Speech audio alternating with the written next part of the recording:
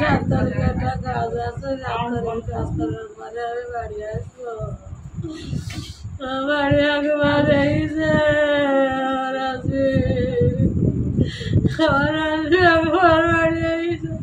সিরাজগঞ্জ শহরের ঐতিহ্যবাহী ইলিয়ট ব্রিজে ছাদখোলা প্রাইভেট কারে চড়ে ভিডিও করার সময় লোহার পাইপের সঙ্গে আঘাত লেগে মৃত স্টামফোর্ড বিশ্ববিদ্যালয়ের শিক্ষার্থী রবিউল আজিম তনুর দাফন সম্পন্ন হয়েছে।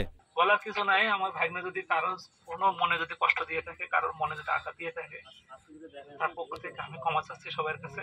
তনু সম্পর্কে নতুন করে বলার কিছু নেই, তবে তনু এই সমাজের একজন ভালো মনের ছেলে, হাস্যোজ্জ্বল একজন ছেলে, বয়সে অত্যন্ত তরুণ। তরুণকে তার আমার প্রতিবেশী হলেও কিন্তু তিনি আমাদের সামনে আসতেন না লজ্জায়। শনিবার রাত 11:30টার দিকে সাতক্ষীরা কলারোয়া গোপীনাথপুর গ্রামে পারিবারিক কবরস্থানে বাবা লিয়াকত আলীর কবরের পাশে তাকে দাফন করা হয়। তিনি জনপ্রিয় কন্টেন্ট ক্রিয়েটর RS ফাহিম চৌধুরীর টিমের সদস্য ছিলেন। একসাথে এতদিন কাজ করছি, এক টিভি ছিলাম, ভাইয়ের মতো ছিলাম, সবাই একসাথে। আমাদের অনেক সময় অনেক ভুলভ্রান্তি হয়। আপনারা যদি আজিম কোনো ভুলভ্রান্তি করে থাকে, আমরা সবাই আমাদের টিমের পক্ষ থেকে আপনাদের কাছে ক্ষমা চাচ্ছি। ওকে আল্লাহর হস্তে ক্ষমা করে দিবেন। আপনার এলাকার ছেলে ভালো ছেলে, 2টা বছর আমার বাসায় আমাদের সাথে ছিল, আজ কখনো কারোর সাথে বেয়াদবি করেনি, এটা আমি ভুলে গেলাম। এর আগে শনিবার রাত 9:18 স্বজনরা তার মরদেহ নিয়ে সাতক্ষীরার কলারোয়া গোপীনাথপুর গ্রামে পৌঁছায়। তনুর মরদেহ পৌঁছানোর পর সেখানে হৃদয় বিদারক দৃশ্যের সৃষ্টি হয়। তার মা সালেহা খাতুন ছেলের মরদেহ দেখে বারবার মূর্ছা যাচ্ছিলেন। পরে রাত 11টার দিকে কলারোয়া গোপীনাথপুর পেট্রোল পাম্পে তার জানাজার নামাজ অনুষ্ঠিত হয়।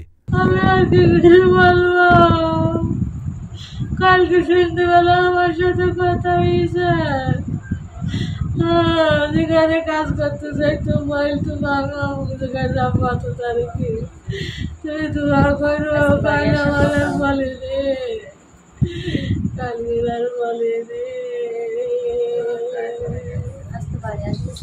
কলারোয়া জামে মসজিদের ইমাম হাফেজ আব্দুল আজিজের ইমামতিতে জনপ্রিয় content creator RS Fahim Chowdhury, Kalaroa উপজেলা পরিষদের চেয়ারম্যান আমিনুল ইসলাম লালটু, সাতক্ষীরার জনপ্রিয় ফটোগ্রাফার সাকিব জামান সহ সাতক্ষীরার বিভিন্ন শ্রেণী পেশার অসংখ্য মানুষ অংশ নেন।